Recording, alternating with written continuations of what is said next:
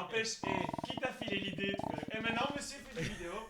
Oui, les chroniques inutiles, on fait des jingles. Ta gueule, ouais, jingle. Droit d'auteur ici. Dis, c'est moi qui les ai composés, toi t'as fait que l'idée. Non, C'est la personne qui la développe.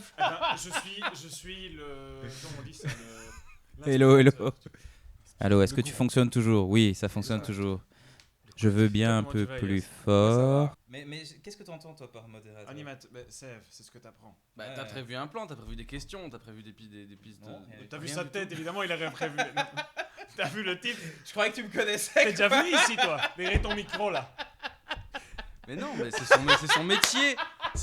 Mec, t'as créé un podcast ou pas? On devrait déjà enregistrer, en fait. Hein. Non, mais ça enregistre, t'inquiète. Je sais pas si je vais faire un best-of. Oui, bah voilà, j'ai full idée. Une idée, ce serait si on est trop long, tu fais des séquences. Donc parfois, il y aura des séquences courtes de genre 1-2 minutes. Mais c'est du taf. Mais ça demande du taf. Je sais pas si t'es chaud de le faire. Moi, je finis le Reaper. C'est vrai qu'on n'est pas là pour bosser, quoi. Merde. Enfin, mais attends, je suis pas payé. En tout cas, pas pour le moment. Si quelqu'un veut faire une donation, en tout cas, on est toujours chaud, bien sûr, à être donné. Nous attendons donc Benjamin qui est en train d'écrire quelques trucs. Tu peux y aller. Ah, je peux y aller. Bon, alors je lance ceci. On va entendre les gens qui grignotent et tout.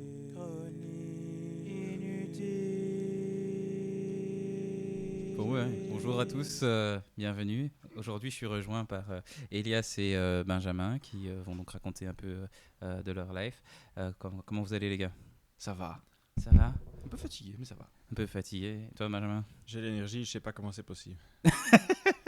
Ouais, en fait, avant de commencer, on s'est dit putain, je suis un peu fatigué. Et puis l'autre, ouais, je suis un peu fatigué. Et puis l'autre, ouais, moi aussi, je suis un peu fatigué. Donc, on va un peu voir comment ça marche. Comme c'est la tradition, ou je sais pas si c'est déjà une tradition, mais je me permets de déjà utiliser le mot tradition. Je vais lire un petit texte et puis on se lance dans le sujet. Hein. Ça devient religieux, ce truc. Ah, ben oui, t'as raison. Ça te dérange que je mange des crackers pendant ta chronique? Je crois que ça va surtout déranger les gens qui écoutent, peut-être, Ah. parce qu'ils vont pas bien entendre. Merde, voilà, c'est celui-là. Donc, un soir, Koutsk prenait sa forme originelle du corbeau majestique et gigantesque. Il s'envola au-dessus d'une grande ville. Il se rappela que les humains le confondent parfois avec des dragons. Il s'attendait à devoir esquiver des balistes ou missiles. Seulement cette fois-ci, rien ne se passait. Un vide. La ville vivait, mais personne ne lui prêtait attention. Il descendit, se transforma en pigeon et observa. Les gens étaient possédés par leur écran. Certains riaient, certains s'énervaient, d'autres réfléchissaient, mais tous possédés par leur écran. Il se demandait ce qu'il y avait dans ces écrans. Tout à coup, il entendit une voix lui susurrer « Oui, Koutsk, rejoins les réseaux sociaux. » Putain, Hades, arrête avec tes conneries, montre-toi. Ouais, pardon. Tu faisais quoi toi encore? Bah, le monde souterrain, l'argent, la mort, ce genre de trucs. Ah ouais, je me souviens. Tu gagnes en puissance selon le nombre de personnes qui sont chez toi, c'est ça? C'est toi qui les possèdes comme ça? Non, voyons, je leur ai simplement offert un service. Quoi comme service? On dirait presque une drogue. Non, voyons, je leur ai offert la possibilité de se connecter entre eux. Gratuitement d'ailleurs. Gratuitement? Toi? Tu fais jamais un deal sans y gagner quelque chose.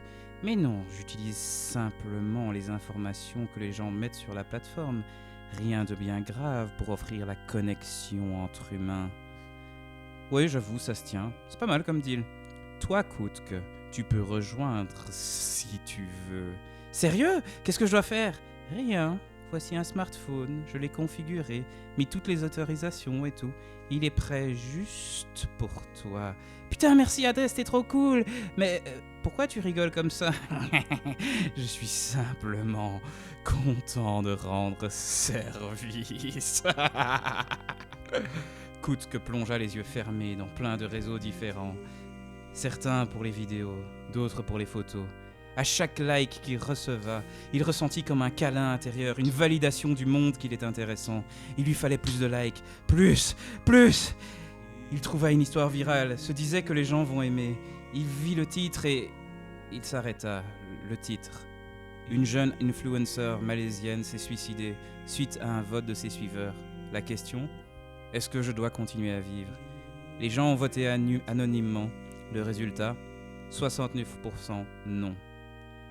Koutsk était à un clic de partager. Il suffisait d'un petit toucher de ses pattes sur l'écran. Oui, Koutsk, abandonne qui tu es. Tu seras aimé. Putain, Death, tu fais chier. Kutsk se transforma en champ magnétique et détruisa tout ce qui est électrique sur la Terre. Une minute après, on pouvait entendre en chœur de toute la planète « Putain de Kutsk !»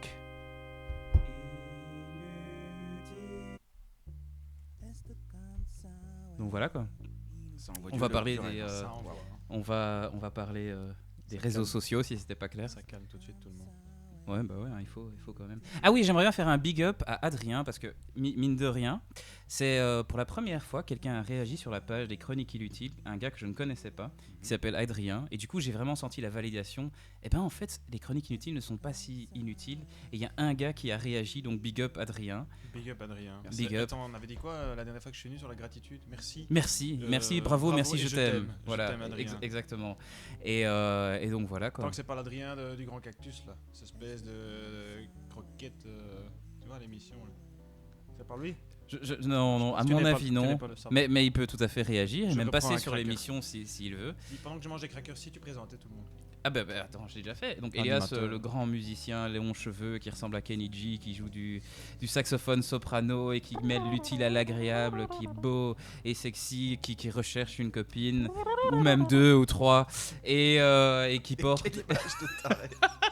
Attends, il m'a demandé de décrire. Merci. Puis il y a Benjamin à l'hyperkinétique qui porte son maillot de l'Australie, qui est en train de faire plein de mouvements de danse, qui revient de la danse, qui est trop beau, qui porte des chemises, qui est humoriste, il est biologiste, Indiana Jones, et il porte plein de petites, comment on dit ça, à côté des mains et ça. Il porte des bracelets, il porte des colliers, il porte tout, tu vois. Et il est là, il nous rejoint aussi. Ben alias Tiche, l'humoriste, grand prêtre à porter. Voilà, grand prêtre à porter, alias Tiche, l'humoriste. Ouais, voilà les gars, comment allez-vous? Écoute, ça va. Ouais. Ça va très très bien. On est bien là. Bien. Le thème est sympa, je trouve. Les réseaux sociaux, c'est sympa. Bon, qui se lance? Bah, moi j'ai lancé, je sais pas si vous avez entendu cette histoire avec la Malaisienne qui s'est suicidée. C'est une vraie histoire. Ok. Bah donc voilà, Malaisienne, bon je vous fais un petit peu le topo, c'est genre il y a son père ou quoi qui a quitté la maison familiale et donc sa mère était là et en même temps elle était une influenceur mais ça n'allait pas avec le beau-père et tout. Et en gros, c'est moi ou la musique est forte? Ouais, mais c'est pas grave. Pas grave. Mais en tout cas, voilà, à un moment, elle demande aux gens qui lui suivent, donc il y a environ, je sais pas moi, 10 000 personnes qui la suivaient, quoi. Tiens, mais est-ce que je devrais continuer à vivre, tu vois, et que les gens, en fait, anonymement, ils ont voté, genre, non, tu ne dois pas continuer à vivre. Je sais pas si vous vous rendez compte, mais Benjamin a beaucoup de difficultés à se concentrer à cause de la musique inutile qui nous accompagne. Parce que, ouais, on a été forcé par YouTube de créer nos propres morceaux. Parce que bon, apparemment, les droits d'auteur et tout ça, ils m'ont déjà fait un strike sur ma chaîne. C'est scandaleux parce que je monétise pas en fait, tu vois. Mais ils m'ont quand même donné un strike. Mais la question c'est que tu prends des trucs, voilà, c'est comme ça. C'est bah, le monde artistique. Donc voilà, je dois composer mes propres morceaux bossa d'accompagnement. L'autre qui est morte et puis il y a une petite musique. Inutile. Il y a un malaise. D'ailleurs, c'est le cas de le dire, il y a un malaise. Il y a un malaise, hein, je veux dire, clairement, on est là-dedans. Elle venait de là, donc ça va tout à fait avec elle. Et voilà, qu'est-ce que ça vous inspire, les gars? C'est pas la première fois qu'il se passe des trucs un peu étranges, quoi, que génère ce rapport à la distance, comme ça, que les réseaux sociaux soulèvent. Et ce qui est un petit peu triste, c'est que ouais, avant, t'avais les faits divers dans les journaux, tu vois. Et maintenant, bah voilà, t'auras des trucs comme ça, un tel. Après, moi, ce qui m'inquiète le plus, après, je sais pas quel âge avait cette. Je crois qu'elle était ado, hein, donc. Elle était ado, bah voilà, bah c'est ça le truc. Vraiment mineur. Il y a vraiment chez les ados une utilisation des réseaux sociaux qui va vraiment à l'extrême. Et ça, bah justement, j'ai vu un petit documentaire là-dessus il y a pas longtemps. Pour certains, ça peut vraiment être très très dur. Il y a une sorte de comment expliquer ça? C'est pas une dictature parce qu'il y a personne qui dirige quelque chose, mais il y a des comportements du fait que Internet apporte une certaine distance, un certain anonymat, mais même si t'es quelqu'un de connu, on te connaît pas. Résultat, on peut se permettre de te parler avec la plus grande violence, de souhaiter ta mort, etc. Et entre les ados, ce qui est très compliqué, c'est qu'ils utilisent beaucoup les réseaux sociaux, donc Snapchat, les Twitter, les Instagram. Et de ce que j'ai cru comprendre, Facebook est un peu moins populaire chez les jeunes. Maintenant, c'est un peu plus un truc de trentenaire passé. Mais par principe, tu as quand même un profil un peu partout, tu vois, juste pour suivre un petit peu les choses. Et en fait, quand tu es quelqu'un qui n'a pas de chance, qui n'est pas dans les le plus canon. dans les canons de ce qu'ils attendent, d'autant plus que ces canons sont de plus en plus obscurs et que ça peut changer de plus en plus rapidement, et ben tu as affaire à ce qu'on peut appeler du harcèlement qui ne s'arrête plus en fait, parce que sur internet il n'y a pas de pause, il n'y a pas de nuit. T'as pas un inconscient qui demande de se régénérer, les serveurs stockent tout, et pendant ce temps-là, il y a des gens qui souffrent d'un harcèlement continu. Et en plus, vu qu'il y a cet aspect difficile de savoir jusqu'où est-ce que c'est vrai que les réseaux sociaux sont conçus avec une forme d'addiction qu'on essaye de créer chez toi, donc le plaisir que tu as en voyant un like, un commentaire, etc., ou de voir quelqu'un que tu aimes bien qui a partagé un truc, en fait, même si tu souffres, tu vas quand même rester connecté au truc et tu vas quand même savoir ce que les gens, savoir ce que les gens te disent. Et donc, ça fait un effet boule de neige. C'est vraiment, ça fait presque, où ça peut créer un trou sans fond chez certaines personnes parce que tu as une sorte de soif de te connecter, mais cette soif de te connecter peut aller très très loin, quoi. C'est comme un truc, quand je parlais tout de suite d'Adrien, je suis peut-être pas allé assez en détail. C'est quoi, quand il a envoyé le like et son commentaire sur une blague de merde que j'ai mis sur la page, tu vois, blague de merde, pas vraiment, c'était semi-sérieux. J'ai quand même eu ce truc de quelqu'un a réagi que je ne connais pas, quoi. Tu vois, c'est trop cool. C'est comme si tout mon truc devient sérieux et je suis tout à fait validé dans l'entrepreneuriat de ce que je fais et les blagues que je fais. Et c'est genre, je dois faire plus et j'aurai plus de likes, quoi, tu vois. Et derrière, il y a ce truc de, toutes les informations, parce qu'un like, il y a des infos derrière. C'est qui est la personne qui a fait le like, à quelle heure il l'a fait, quelles étaient les conditions, quel est le commentaire qu'il a fait derrière, qu'est-ce qu'on peut apprendre par rapport à ce profil-là, voilà. Et derrière tout ça, ensuite, cette utilisation, tu es en fait le produit pour d'autres gens que, par exemple, Facebook ou qu'Instagram ou quoi, va aller vendre pour faire des pubs tranquilles, quoi. Enfin, je sais pas si vous êtes au courant, il y a eu plein de scandales à ce niveau-là. Enfin, scandales. Quoi, par exemple justement, c'est un des exemples, c'était tu parles dans ton téléphone, par exemple, qui est en ligne, tu dis par exemple, tiens, j'aurais besoin d'un nouveau laptop, pouf, t'as une pub sur un nouveau laptop qui arrive et tout ça. J'ai que des pubs de lingerie et de... masculine, mais féminine. Je ne sais pas pourquoi. Tu sais pas pourquoi? Je ne sais pas. Je n'ai que des pubs de lingerie et d'agrandissement de pénis. Je ne comprends pas. Ah ouais, l'agrandissement de pénis. Moi je l'ai plus. Hein. Je crois que une fois que j'ai pu consommer certains des produits, ça a fait son effet. Donc voilà, s'il y a une entreprise d'enlargement de pénis qui veut nous sponsoriser, voilà, c'est ouvert. On accepte les produits, l'argent. Et un peu de tout ça, quoi. Ils vont te faire un procès pour droit de hauteur. Mais donc voilà, quoi.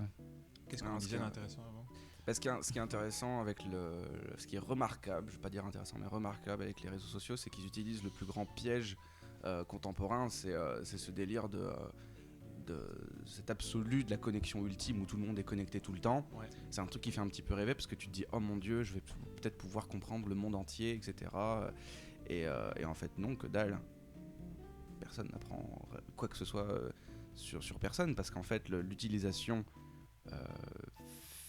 du réseau de manière, on va dire, un petit peu optimale pour être quelqu'un de connu, les paramètres sont pas du tout intéressants pour les gens. Ce qui compte, c'est juste de flouder, donc de balancer le plus possible de choses, même si c'est pas très intéressant, même si c'est nul, même si c'est faux. Après toutes les problématiques de fake news, etc. La seule chose qui compte, c'est du publier, c'est de consommer ce là, site. Tu parles par rapport aux gens qui créent du contenu. Leur truc, c'est plus, il faut créer tout le temps et voilà, mettre un maximum de contenu tout le temps. Là où la personne qui est plus sur les réseaux sociaux, elle va croire que il y a tellement de contenu que je dois absolument le suivre au plus vite possible. C'est un peu ça ou bien? Oui, parce qu'il y a ce phénomène donc de l'attraction que génère un profil ou une page ou une personne parce que tu es tout simplement actif en fait. Tu es actif, il se passe des choses. Il faut que tu aies un. Par contre, il y a un truc qui est très important, c'est que j'ai l'impression que en général, un profil qui est connu a quand même un noyau de gens qui connaissent vraiment la personne. Et grâce à ça, ça va générer de la visibilité. Et grâce à cette visibilité, ça fait des petits. Et c'est là que l'effet de boule de neige y prend, en fait. C'est assez rare, je crois, qu'un profil qui naît de nulle part que sur Internet perce sans contenu vraiment qualitatif, quoi. C'est assez rare en général. Ou alors c'est un truc complètement fake et qui fait sa pub sur le côté fake. Et pourquoi pas. Mais genre le Gorafi, Nordpress, big up. Ouais, je sais pas. Mais il y a quand même du qualitatif. Sur l'hyperconnectivité, c'est intéressant ce que tu dis parce que je pense que justement ça a plein de conséquences, notamment sur les jeunes, quoi. Bah ouais. Parce que ça remet en question complètement le concept même de communication. Qu'est-ce qu'on communique ? Là, apparemment, les réseaux sociaux nous disent non, juste dis un truc, on s'en fout de ce que c'est, dis un truc tout le temps, et c'est ça qui compte en fait. Donc peu importe. C'est la présence. C'est la présence, et ce que tu. Donc le contenu, n'importe peu. Donc le principe même de la communication qui à la base tend vers quelque chose, on apprend des choses ou on échange pour arriver à un objectif commun. Là, il n'y a pas d'objectif, c'est du chaos en fait. Quand tu dis que l'objectif est du chaos, donc là tu pars de l'objectif de la personne qui a la plateforme du réseau social ? L'objectif de la communication en elle-même, à quoi ça sert de communiquer ? Là, il okay. n'y a aucun. Enfin, c'est un service, mais ça ne sert à rien. Quel service pour toi ne sert à rien pour le coup ? Le simple fait de chercher à être populaire et de monter dans l'algorithme, c'est pas du tout quelque chose qui va être en parallèle ou en relation avec ce que tu offres à la société. Ça dépend. Si par exemple j'offre des super beaux podcasts avec des invités fantastiquement beaux et jolis, tu vois, et il parle de moi. En fait. Oui, pas de toi, Elias, pardon. Et pour le coup, oui, ok, sur le réseau social, je vais mettre des petites blagues à la con pour que les gens voient un peu le podcast fantastique qu'on fait. Est-ce que pour toi, alors, cette communication que je fais est complètement inutile ? Je dis pas que je suis contre l'inutilité, hein. Je veux dire, t'as bien entendu les morceaux ? Non, ce que je veux dire, c'est que tu pourrais très bien le faire sans avoir de podcast et sans avoir de contenu et sans n'avoir rien du tout. Faire quoi alors, concrètement, faire quoi ? Juste exister. Juste exister. Mais le service que je veux offrir alors, je veux dire, il faut que je l'offre bien à quelqu'un, il faut bien que je communique que j'offre un service. À ce moment-là, tu utilises le service comme un outil et pas comme une fin en soi. Ah, comme ça. Et tu crois qu'il y a des gens qui utilisent... Attends, je vous écoute. En plus, j'ai un truc que j'ai retravaillé que je vais dire après, mais je voudrais savoir ce que tu veux dire par quelle est la différence entre un outil et une fin en soi. Là, une fin en soi, je veux dire, je parle pas de la soie de la Chine, mais quelle est la différence entre un outil et une fin en soi ? Ce mec. La différence entre quelqu'un qui utilise un réseau social comme un outil pour se promouvoir, exemple en tant que créateur, et la différence entre quelqu'un qui utilise, donc après ça peut être plein de raisons, mais en général il y a quand même une sorte d'instabilité qui fait que tout ce que tu as envie c'est juste d'avoir une petite preuve dans ton petit ego que tu existes chez certaines personnes, et tu deviens complètement dépendant tout simplement aux mécanismes en eux-mêmes du réseau social, et il y a aucun fond, quoi. Il y a aucun partage réel en fait. Tout ce que tu fais, c'est exister dans un algorithme, être visible auprès des gens, les gens réagissent sur ton truc. Et quelle est la fin pour cette personne alors ? Quel est l'objectif de cette personne ? Il n'y en a pas. Elle veut peut-être l'amour, être connectée, se sentir valorisée, exister. Une sensation, une impression d'amour. Non. Sur la reconnaissance. Sur la reconnaissance, exactement. Et pour toi, la reconnaissance, c'est pas un objectif ? En tant qu'artiste qui essaie de présenter son projet ? Mais parce que c'est pas de la vraie reconnaissance. C'est une sensation de reconnaissance. T'as une sensation de reconnaissance parce que tu vois des réactions qui t'ont coûté juste un clic en fait. Il y a peut-être pas du tout dans la même relation à la reconnaissance que quand t'as partagé quelque chose, t'as produit quelque chose, et qu'il y a des gens qui par exemple qui vont acheter ton produit ou qui vont tout simplement venir te voir pour te soutenir ou pour justement générer plus d'économies entre guillemets si les gens veulent relancer d'autres business et collaborer avec toi. C'est pas du tout ça. Mais est-ce que une sensation de reconnaissance ne peut pas être équivalue à une reconnaissance ? Pourquoi je pose la question, c'est que parfois il y a des gens qui disent « Ah, j'ai adoré ton concert, c'est fantastique », alors qu'en fait ils le pensent pas, ils sont juste polis avec toi.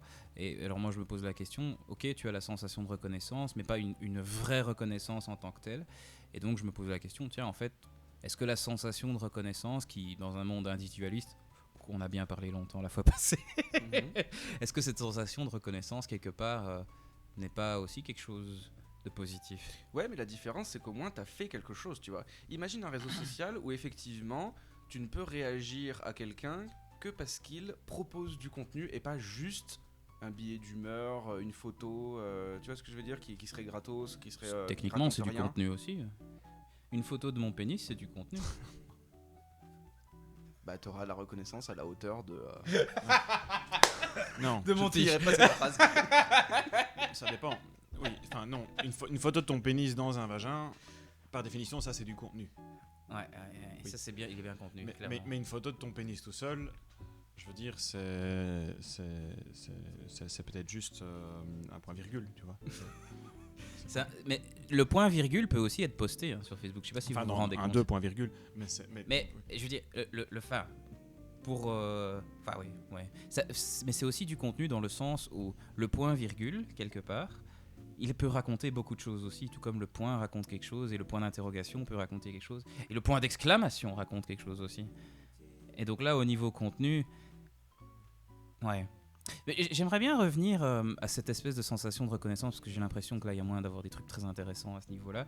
C'est genre, pour le coup, parce que bon, ok, c'est observé et tout ça qu'il y a plein de jeunes et tout qui se suicident, même une meuf qui du coup va annoncer qu'elle va se suicider, elle le fait quoi. C'est genre, quel genre d'éducation il faudrait donner pour que, ok, ce sens de la reconnaissance, il vienne plutôt de l'intérieur et pas justement de quelque chose d'extérieur quoi.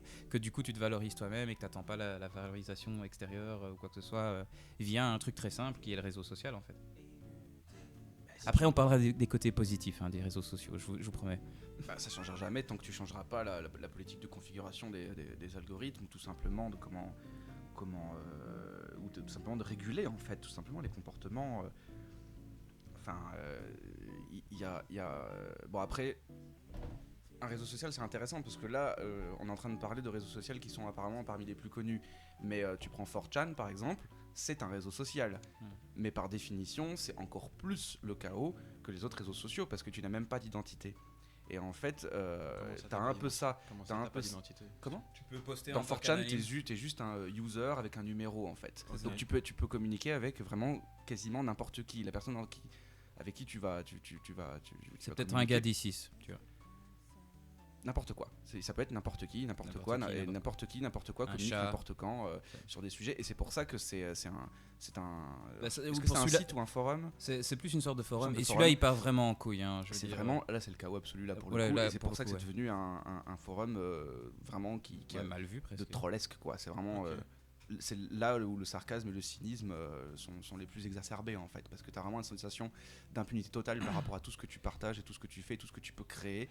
Mais en même temps t'as des malades mentaux dans pas malades mentaux cliniques, mais t'as vraiment des dingues, des geeks qui sont vraiment très très forts quoi. Je pense notamment à cette track avec cet acteur, tu sais l'acteur qui a joué dans Transformers là, qui fait Do It. Ah ouais. Comment il s'appelle déjà?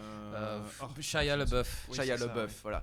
Il est pas végétarien. Phénoménal. Si vous connaissez pas cette histoire, regardez les documentaires, tapez sur internet Shia LaBeouf 4chan, c'est incroyable. C'est incroyable ce qui s'est passé. Les mecs sont très très forts et tu te dis, tout comme on en parlait la dernière fois aussi, tu prends cette même énergie et tu vas la focaliser vers créer un monde meilleur, mais putain, mais ça irait tellement vite quoi. Et là non, t'as juste des trolls qui veulent juste foutre le bazar et le chaos le plus absolu et qui vont générer leur énergie pour juste rigoler en foutant la vie de quelqu'un quasiment en l'air quoi. C'est assez terrible quoi. Elias, selon toi, qu'est-ce qu'il faudrait, ou selon toi Binge, tu parles de monde meilleur et canaliser une énergie qui pour le moment est hyper négative et tout ça. Comment est-ce qu'on pourrait recanaliser tout ça? Parce qu'en effet, j'entends très bien, il y a plein de gens frustrés, tout ce que tu veux, du coup ils utilisent l'anonymat pour chier toutes les frustrations qu'ils ont, se foutre de la gueule d'eux, et puis ensuite se sentir valorisé parce que je me suis foutu de la gueule, et en plus il réagit négativement, ça veut dire que j'ai gagné en tant que troll, parce que c'est ça, en tant que troll t'as gagné quand la personne te prend au sérieux. C'est la différence entre le but ici n'est pas la confrontation. Moi j'aimerais bien que ces réseaux sociaux puissent être des plateaux sur lesquels les gens s'expriment et que du coup ça augmente, j'en avais parlé la dernière fois mais je me répéterai encore, je suis en train de le faire. La confrontation, elle peut être saine, elle peut vraiment être saine, mais ici c'est du conflit, c'est juste de la provocation de base, il n'y a même pas la réponse de l'autre. À la rigueur, un troll, il n'en a rien à foutre, quoi. Il suffit d'aller voir même des commentaires sur c'est pas un réseau social, mais des sites comme la RTBF. Ils parleront d'un match de football, c'est la même chose, alors que on s'en fout, quoi. C'est du sport, tu vois.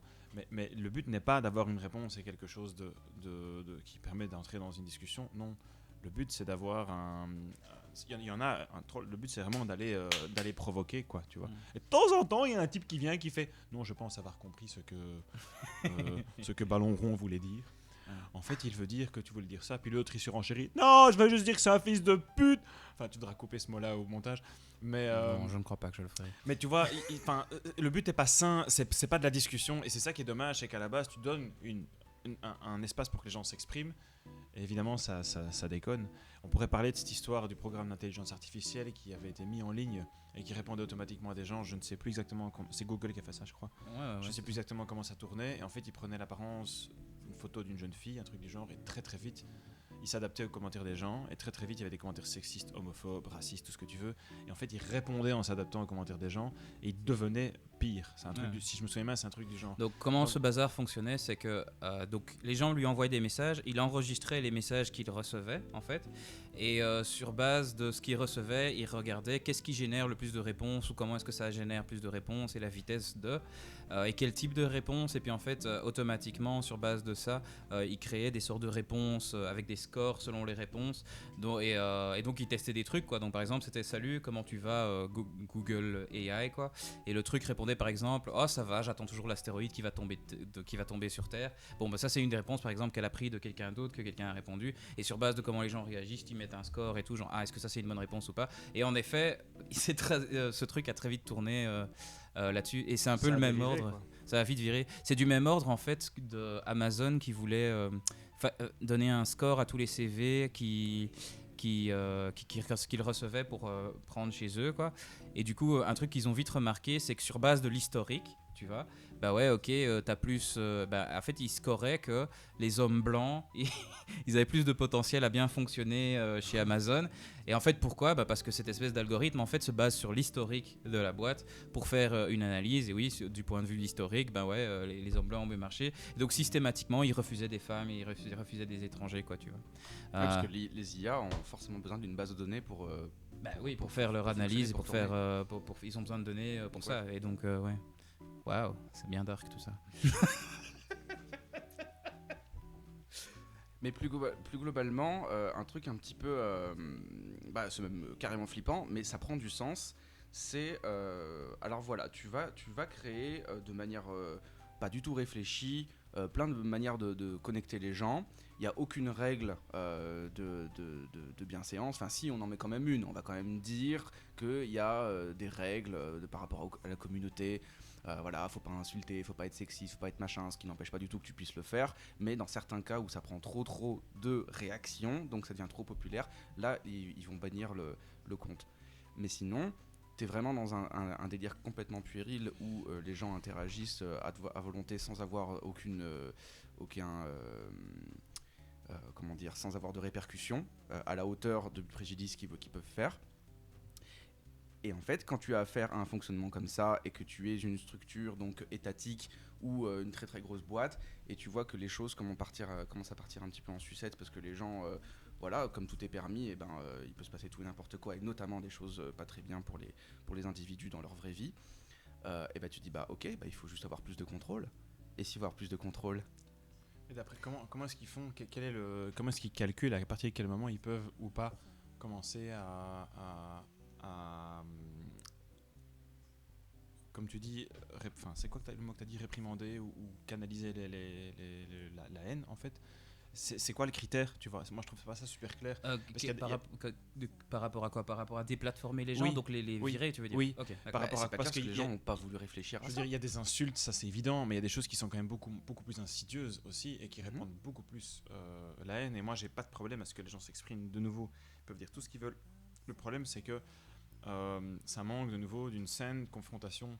Et pour ça, il faudrait une grande modération. Et il n'y a pas cette grande modération parce que je pense que les réseaux sociaux eux-mêmes, ils sont dépassés. Je pense même qu'en fait, c'est leur intérêt que les gens s'envoient des trucs à la tronche parce que du coup, le système, ça génère des données. Il vit. Ça. Et donc, je pense qu'en fait, ça pourrait être une bonne chose. Mais malheureusement, ça a tendance à plus susciter... et après, il y a des très beaux exemples dont on peut parler, mais ça a tendance, en tout cas, à beaucoup susciter aussi le conflit, outre la confrontation. Du moins, moi, ce serait ma crainte par rapport à ça, quoi.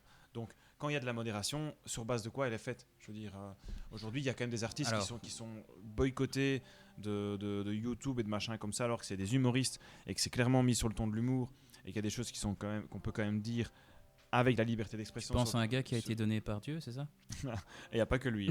Et à côté de ça, à côté de ça, il y a franchement des trucs qu'on laisse et qui sont insidieux et qui sont politiques, ouvertement. Mais alors la réponse, elle est très très simple, j'ai l'impression.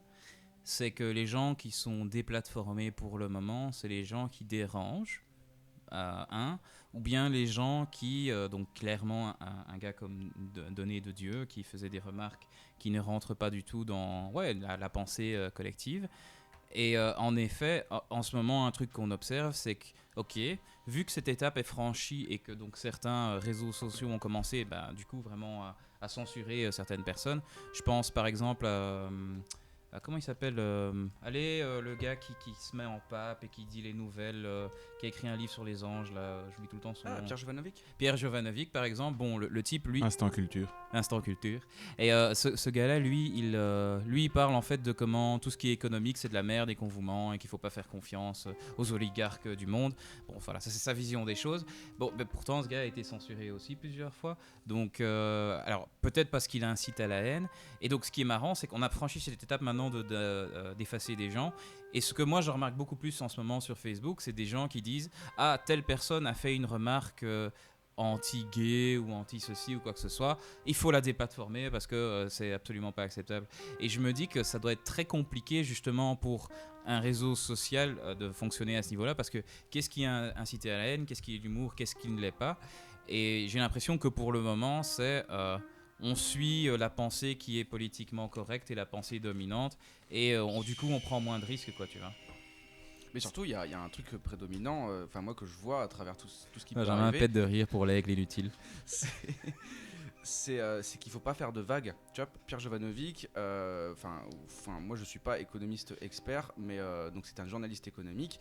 Et il a l'air assez compétent. Le mec, il travaille quand même beaucoup. Il fait des revues de presse où il t'explique tout ce qui se passe. Il te met, et liste, c'est factuel. C'est vrai que c'est intéressant. Il te liste chaque mois, par exemple, tous les licenciements qu'il y a eu. Il te liste toutes les histoires qu'il y a entre les banques, etc.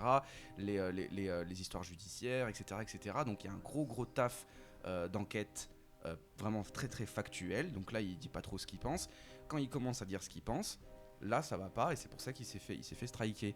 Et en fait, l'idée globale, si on peut tirer une grosse généralité avec tous ceux qui se font striker, c'est soit tu critiques beaucoup trop le système dans son essence, soit tu es en train de dire que la maison elle brûle. Tu vois ce que je veux dire? Tu as une maison qui brûle, tu dis regardez, il y a de la fumée, faudrait peut-être commencer à aérer ou se barrer et tout, et puis tu as le maître des lieux qui fait non, la maison elle brûle pas. Et si tu continues à dire si elle brûle, hop, le mec il l'enferme et il lui dit, et comme ça personne n'entend la chose. Et donc Pierre Jovanovic, c'est clairement un type qui dit on est en train de courir à la catastrophe, faites ça avec votre argent, faites ça avec votre argent. Il dit des choses concrètes, tu vois, il dit des choses concrètes aux gens pour s'en sortir, pour pas que leur argent parte en fumée, piqué par des banques et tout. Et ça pose un gros problème. En quoi ça on peut pas laisser quelqu'un d'aussi compétent parler comme ça, en fait, parce qu'il a une crédibilité. Parce que tu veux dire que ça lui donne un parloir? Il a une crédibilité concrète, en fait, il a une crédibilité dans le terme de son métier. Le mec fait un taf que toi tu fais pas, il dit du haut de ce que je sais, je te dis que le monde actuel ne va pas, il faut que tu fasses telle mesure pour t'en sortir. Mais le problème, c'est qu'en faisant ça, il incite les gens à sortir leur argent des banques, et donc forcément là-haut, tous ceux qui participent au système, et entre autres les entreprises de réseaux sociaux, parce que ça reste des entreprises commerciales, donc il faut qu'il y ait de l'argent qui circule, donc elles sont toutes plus ou moins reliées, peut-être même qu'elles ont des partenariats avec des banques aussi, il y a même des sociétés qui appartiennent à des banques, donc à partir d'un moment tout ça devient super cohérent, en fait, ça prend beaucoup de sens.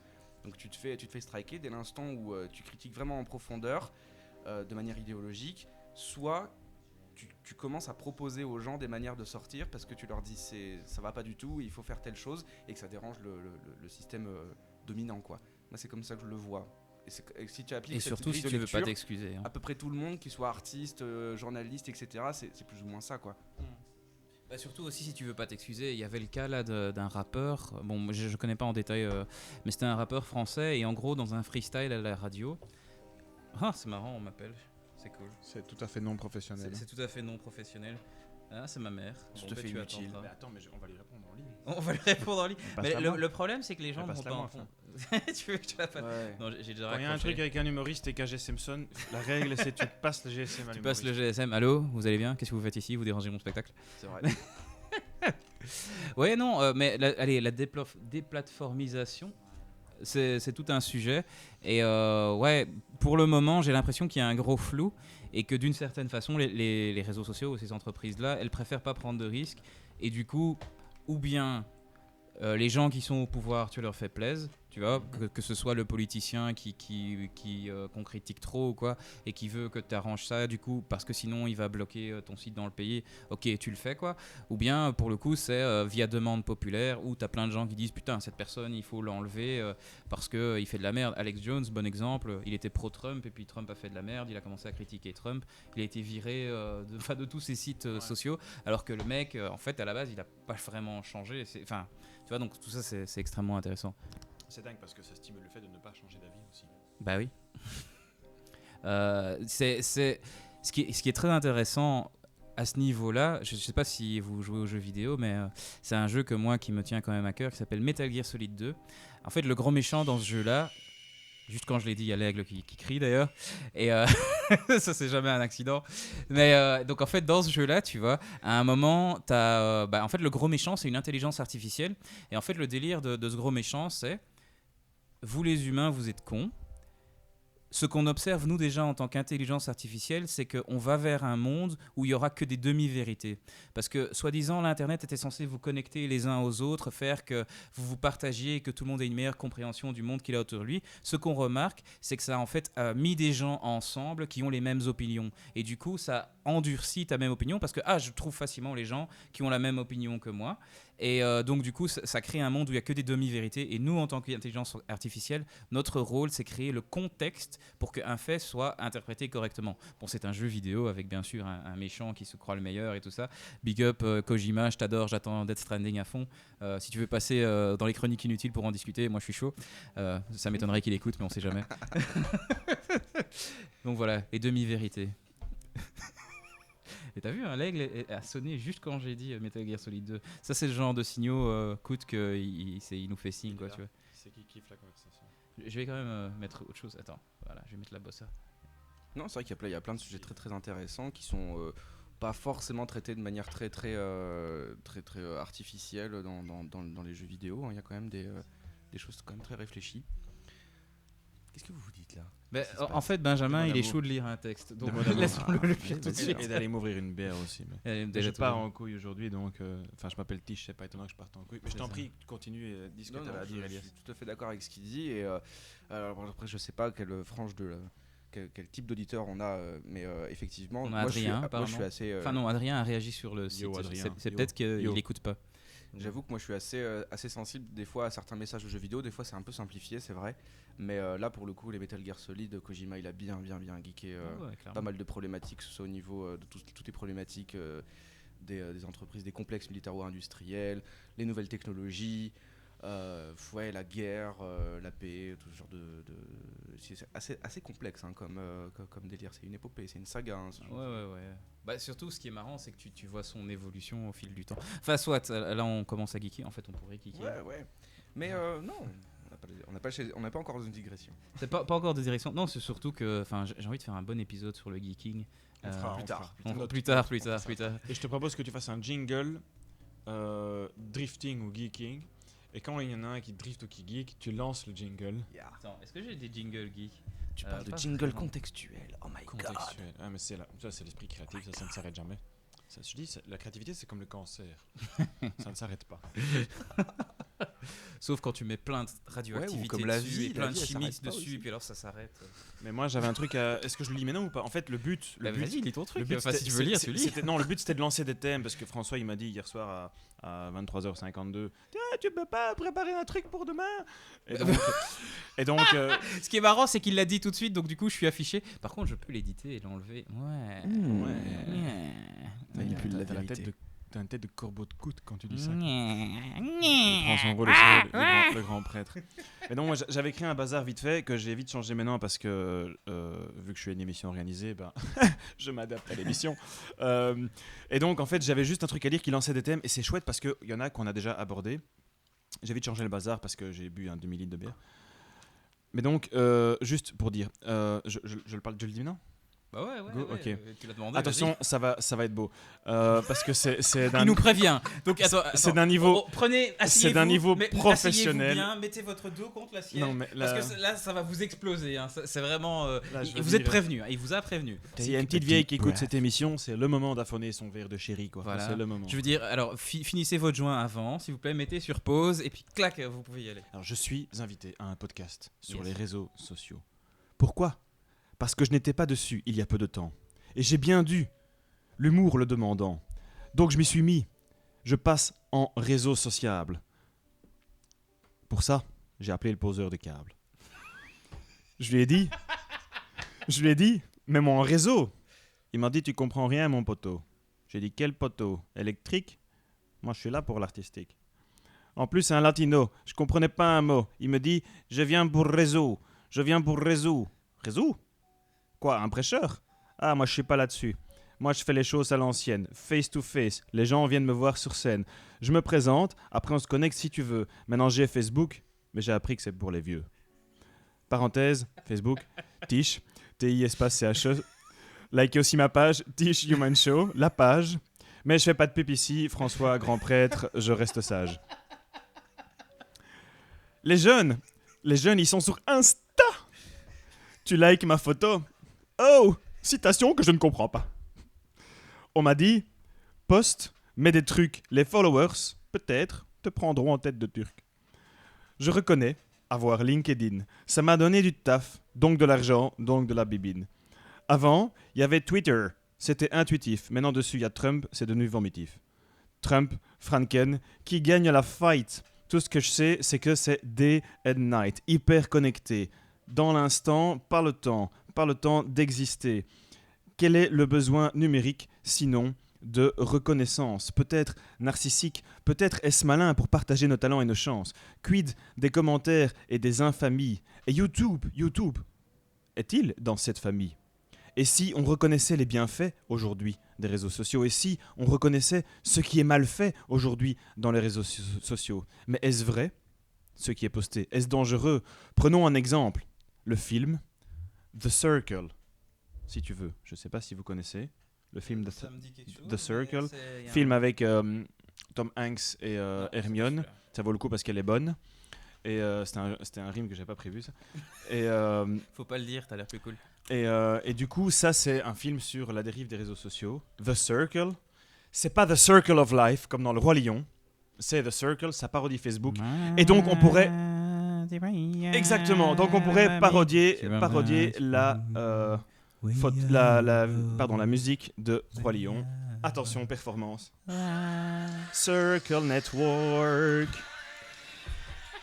And it rules us all. Oh mon dieu, ça devient trop organisé, qu'est-ce qui se passe? Through despair and hope. And self-esteem on a slope. Till we find our way. On the socials unwinding. It's the circle. The Circle Network.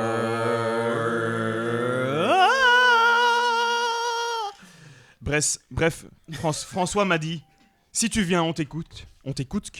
Alors je suis là. Coutque que coutque. Voilà. Merde, attends. Bouba. Brr, brr, brr. Ouais, bon, ok, j'aurais peut-être dû le mettre plus fort. Mais bon, c'est pas grave, attends, je remets. Qu'est-ce que je mets? Je vais mettre pas ça. Non, mais bien fait. Bon, parfait, merci. Switchons un peu vers les positifs. Bravo. Un truc positif des réseaux sociaux, c'est que ça me permet de rester en contact avec des gens en Afrique, avec des gens en Inde que j'ai rencontrés, ou en Australie et tout ça. Et je me rends compte que, en fait, bizarrement, si ça n'existait pas, j'aurais aucun moyen, tu vois, Dis-moi de pour qui partager des j'existerais. blagues. Quoi ça? Si ça n'existait pas. Quoi ça? Et si tu n'existais pas. Si je n'existais pas, je n'aurais pas pu être en contact Dis-moi avec pour eux. qui j'existerais. Et si tu n'existais pas. Ceci est la fin de la blague, je clôture la blague. Continue. Et Elias a clôturé la blague. Et donc, et ça c'est quand même un truc qui est génial, c'est tu vas pouvoir rester connecté avec des gens au fond que normalement tu verrais jamais ou que t'as que vu une fois, et tu peux quand même continuer à partager des blagues à la con, tu vois. Et donc ouais, c'est quand même quelque chose de magique. C'est genre, on peut être séparé par 6000 km, tu vois. On peut être séparé par le vent et la pluie qu'on voit aujourd'hui, tu vois. Mais malgré tout, grâce à cet grand empire qui est Facebook et Google, tu vois, je peux quand même voir leurs photos, partager des photos avec eux, partager des photos de merde, partager des blagues, et eux ils peuvent les liker, tu vois. Et on reste en contact, on reste amis, tu vois. Bah oui, enfin c'est un peu, enfin le but n'est peut-être pas ici de démonter les réseaux sociaux. Il y a plein de choses qui sont chouettes dedans. Et je pense, comme tu disais, Elias, c'est un outil et peut-être pas une fin en soi. Et si on le considère comme un Puis outil. on a commencé par le suicide d'un profil de Facebook. Donc, Ouais, c'est ça. ça a Mais commencé mal. si on le considère comme un outil, effectivement, enfin, je vais essayer de décider parce que je trouve que vous déconnez beaucoup trop. Mais si on le considère comme un Putain, outil, ce mec. effectivement. Non, mais tu vois, alors il se ramène, tu vois, déjà il prend des noms bizarres, genre Tiche, tu vois. Je veux dire, franchement, il sait pas choisir un nom, je lui ai demandé, prends un autre. Moi, c'est grand prêtre, tu vois. Ulysse, il sait pas choisir un nom, il doit en choisir 3, tu vois. Oh, parce que, moi je suis hyper kinétique, moi je peux me comporter comme je veux et tout, gna gna gna gna gna gna. Ah, moi je te vois, moi. Je te Comme vois. ça, je mangeais un cracker. Voilà. Bah, ok, bah, moi j'en mangeais aussi, qu'est-ce que tu vas faire? Arrête de faire le mec cool, y en a marre. Il y en a marre, Ok. On n'accepte pas les mecs cool ici. Tu vois, Coot qu'il il est imparfait, on veut que des gens imparfaits, d'accord? Nom de Dieu. Ça va pas ça. Ça va pas ça. Là, je mets mon doigt sur la table, t'as vu? C'est mon index sur la table. Là. Imparfait, c'est le nom qu'on donne à une crotte quand elle ne laisse rien sur tes fesses. C'est aussi un imparfait. moyen de conjuguer des verbes. C'est vrai. Ouais. C'est vrai. Par Enfin, rapport à cela dit, donc en fait, juste parce que vous n'êtes pas sérieux. Mais donc, il y avait plein de messages dans le truc extrêmement préparé que j'ai fait. C'était bien. Notamment, je suis d'accord avec ce que Elias disait, pour revenir faire une petite synthèse, je suis d'accord avec ce qu'il disait sur le fait qu'effectivement il y a besoin de reconnaissance et que les réseaux sociaux exacerbent probablement ce besoin de reconnaissance, et que d'un autre côté, on peut voir ça comme un outil qui permet de se connecter, comme tu disais François, ça permet aux gens de se connecter peu importe où ils sont. Et ça c'est génial. Et en même temps le problème c'est si on reste enclavé dans cet outil, parce que c'est juste ça qui permettrait aux gens de se connecter et que les gens ils vont plus dehors ou qu'ils vont plus vraiment rencontrer les autres gens et vraiment vivre des trucs humains, quoi, vraiment parler aux gens. Donc moi je comprends que tu parles à quelqu'un que tu as rencontré en Australie via les réseaux sociaux, parce que si tu dois aller chez lui à pied, je veux dire, j'ai compté, ça met quand même 3 semaines, mais si tu dois parler à ton voisin, enfin à un moment donné, je veux dire, va parler à ton voisin, quoi. Va, tu vois, c'est quoi le problème du moment où on a arrêté de parler entre nous, vraiment? Et donc pour moi les réseaux sociaux doivent rester un outil qui te donne une dispersion plus grande de tes idées, si tu veux, si tu fais de l'artistique, si tu fais peu importe ce que tu fais, et qui te permet aussi de te connecter à plein de gens rapidement. Donc c'est vraiment un outil, c'est un bras de levier énorme. En même temps, je suis mal à l'aise à l'idée que ça remplace vraiment le contact humain de base. Voir que ça, comme on l'a dit tout à l'heure, donne des contacts humains négatifs que les gens n'oseraient peut-être même pas faire en face. Et je pense pas que ce soit moins hypocrite, je pense juste que le fait de pouvoir se cacher derrière un clavier et dire toute sa rage, ben, ça devient un exutoire pour certaines personnes, alors que le target de cette rage n'a peut-être rien fait. Voilà. Mais justement, une question que je me pose à ce niveau-là, c'est, quelque part, vu que l'exutoire existe, est-ce que du coup ça fait pas une sorte de thérapie à beaucoup de personnes? Ouais, c'est un beau sujet ça. Pour moi, ça m'a l'air assez limité. Parce que. Alors, l'une des raisons pour lesquelles je pense qu'effectivement les réseaux sociaux, c'est avec parcimonie et c'est complémentaire à ta vie, on va dire, réelle, entre guillemets, c'est parce qu'en fait, quand même, fondamentalement, il faut quand même revenir un petit peu aux bases. C'est quoi les bases du réseau social? La base du réseau social, c'est que tu es devant un écran, Donc au niveau expérience physique corporelle, on est proche de l'état nul, 0. Ok, donc tu as les yeux qui sont devant un écran, avec ton corps tu fais rien, tu fais pas de sport, et puis même tu n'es même pas en train d'utiliser ta voix. Moi parfois je fais des choses devant des photos de filles. Ceci à part, on est quand même dans une expérience qui va qui va juste exciter un petit peu tes yeux, mais surtout ton cerveau directement. Donc en fait, tu vas générer avec tes petites glandes dans ton cerveau, santé. Tu vas générer avec tes fameuses endorphines, etc. Tu vas les générer directement à partir d'une expérience directement visuelle. Donc en fait, c'est pour ça qu'on dit que on est essentiellement dans un délire qui relève plus du fantasme, de l'ego, de ton mental, tu passes pas par ton corps. Et quand tu as une expérience avec quelqu'un en vrai, l'expérience est fondamentalement différente. Bon, veto François. Le truc, c'est que moi, je sais que dans le passé, j'étais quand même vachement introverti. Et que d'une certaine façon, moi, le contact social avec des gens devant moi, j'avais vraiment du mal, tu vois. Et justement, c'était plus facile pour moi de connecter avec des gens sur qui je jouais sur Counter-Strike, tu vois, quand j'avais un clan et tout. Bah oui, je connectais super facilement en eux. Et ce qui était drôle, c'est que pour le coup, quand on se rencontrait en vrai, tu vois... Ça va ? Oui, oui. Et quand on se rencontrait en vrai, putain, ça c'est complètement... C'est la moins organisée, mais c'est pas grave. Ça va partir en couille dans pas longtemps. Ouais, ça va partir en couille bientôt. Mais ouais, et pour le coup, même quand on se rencontrait en vrai, ça allait pas bien. Et puis quand on était à nouveau derrière nos PC et qu'on avait nos écouteurs et notre micro, on pouvait rigoler, ça allait mieux, quoi, tu vois. Tu veux dire quoi ? Tu veux dire que ça a facilité le fait que tu parles à d'autres personnes ? Bah ouais. Donc on en revient à la notion, comme Elias disait, d'un outil, quoi. Clairement. Après, je pense pas, pour te connaître en tout cas maintenant, cet outil n'a pas remplacé tous tes contacts sociaux. T'as des contacts sociaux différents. Disons que j'ai fait l'effort de sortir de ça. Disons, le paradoxe, c'est un peu l'émission qu'on est en train de faire aujourd'hui. C'est-à-dire que si nous on est là, Elias et moi, c'est parce qu'on a des contacts sociaux avec toi, non sexuels, mais on a des contacts sociaux avec toi. Autre thème mais je viendrai tout nu. Mais le. Tu sais qu'avant que t'arrives, on était. Grâce à ça, c'est grâce à ça qu'on se voit. T'as raté quelque chose ce matin. Par contre, sans Facebook, tu ne postes pas le résultat des chroniques inutiles. Et donc, c'est un peu l'exemple parfait du fait que on ne met pas les réseaux sociaux à la poubelle. Ils apportent quelque chose comme bras de levier, comme outil, comme on l'a dit et tout. Simplement, ils remplacent pas la vie. Il n'y aurait pas les chroniques inutiles si les gens que tu invites, tu ne les avais pas rencontrés jusqu'à ce qu'on ait des fans comme Adrien, si tu veux venir avec. Adrien, big up. Mais donc, le propos, je crois que c'est pas de complètement mettre à la poubelle les réseaux sociaux. Ce serait un peu ingrat. Mais je pense que le propos, c'est de les prendre pour ce qu'ils sont et de pas croire que les réseaux sociaux vont remplacer les véritables contacts sociaux qu'on peut avoir tous les jours en rencontrant quelqu'un ou en s'intéressant vraiment à une personne, quoi. Bon, est-ce que je le prononce en premier ou bien vous ? Quoi ? Bah, Tinder. C'est un réseau social. Il y a beaucoup à dire là-dessus. Il n'y a pas d'interaction. Ouais, j'ai un sketch dessus, venez le voir. Mec, non, mais c'est un réseau social où tu dis oui, non. Oui, mais quelque part, ça permet à des gens qui ont très difficile à... Ce type ne me modère pas du tout. C'est bon, c'est pas grave.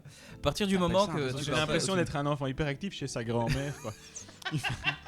Il fait ce qu'il veut, il y a des cookies, il y a une bière au pied du fauteuil. Ouais, mange, fils.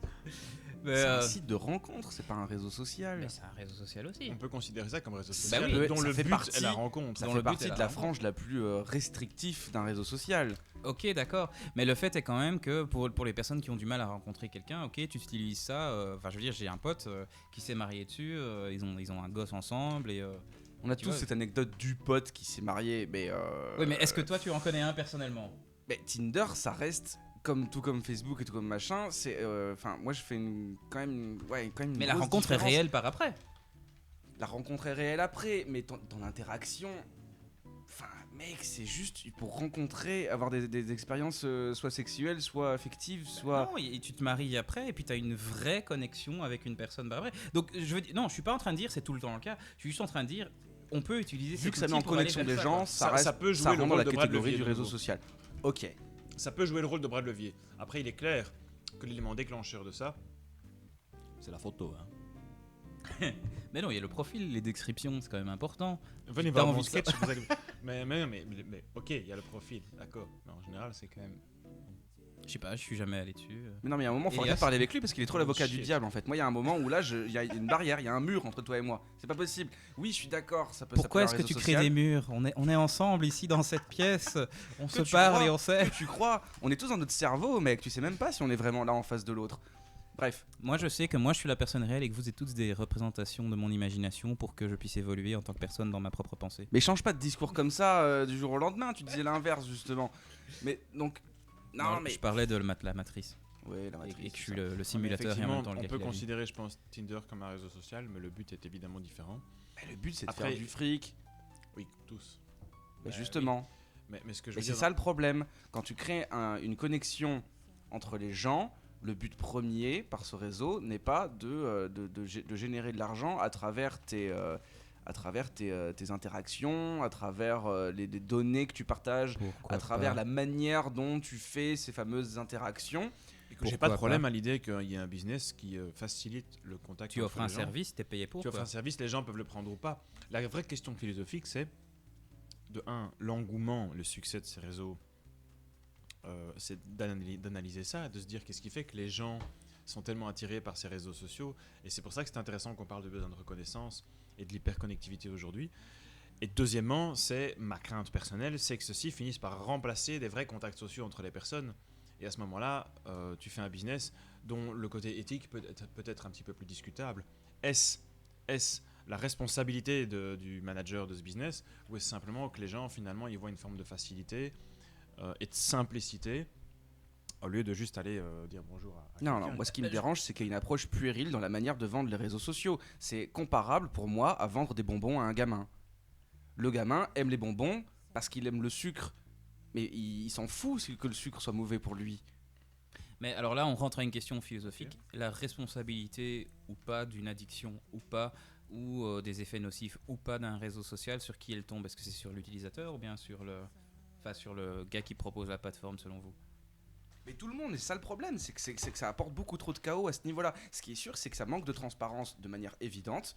D'ailleurs, c'est pour ça que tout ce problème de big data, au bout d'un moment, tu as des gens qui s'y intéressent même plus parce qu'ils sont juste en mode bon, bah, c'est comme ça, le système il est comme ça, on va pas remettre en question ce truc-là. Alors que justement, c'est là-dessus qui compte en fait. C'est sur cette. D'ailleurs, je pense à une super vidéo d'une conférence d'une dame, je sais plus si c'est une conférence TEDx ou pas, ou TED tout court ou autre chose, mais c'est une dame qui a beaucoup bossé dans tout ce qui est marketing, etc.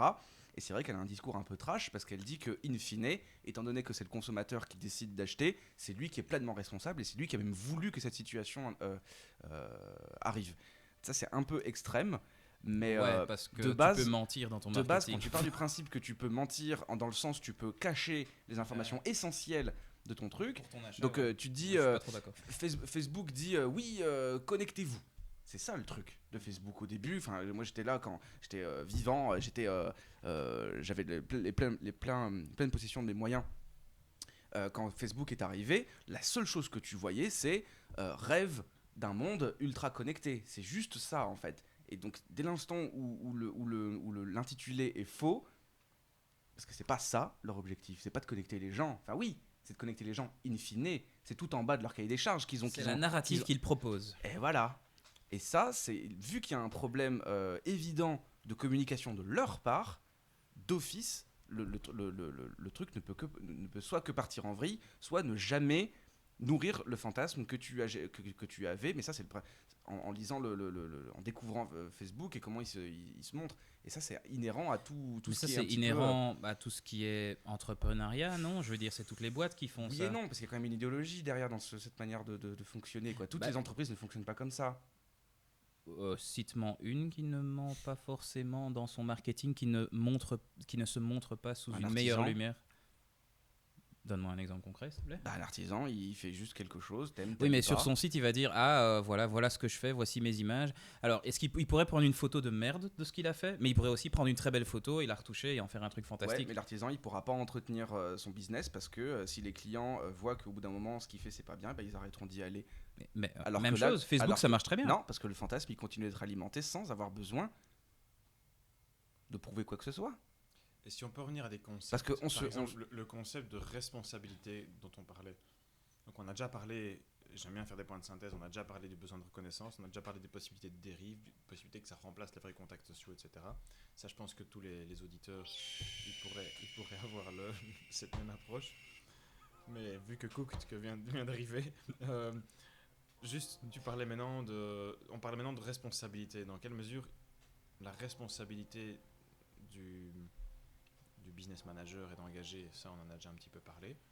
C'est lui qui monte le business, c'est lui qui pousse les gens à se connecter, d'accord.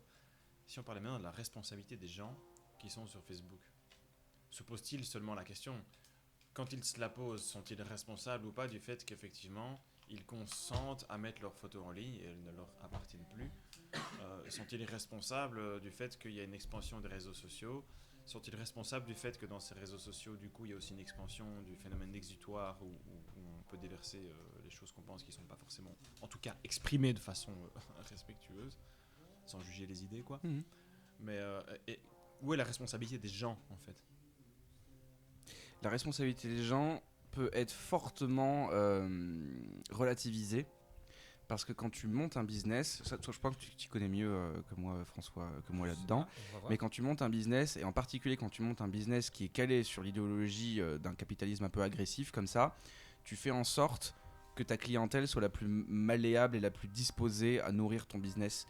Et donc, Facebook ou d'autres réseaux sociaux, par exemple, tu prends l'exemple Tinder qui est un réseau social. Oui, c'est vrai, mais Tinder compte sur une sorte de naïveté de la part des hommes de trouver plein d'expériences, etc. Ce qui n'arrive pas forcément. Moi, je connais plein de potes.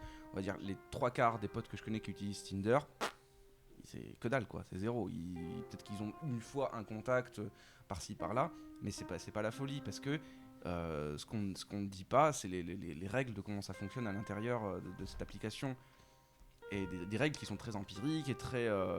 mais aussi très très calé sur ce comme ça le fantasme où avec une photo il faut que tu montres une attractibilité genre au top, tu vois, genre il y a une sorte de compétition au niveau de la beauté qui est genre voilà, c'est comme ça que ça marche. Donc si tu fonctionnes pas, si tu ne corresponds pas à ces codes là, t'es pas gagnant dans ce truc là, t'es perdant.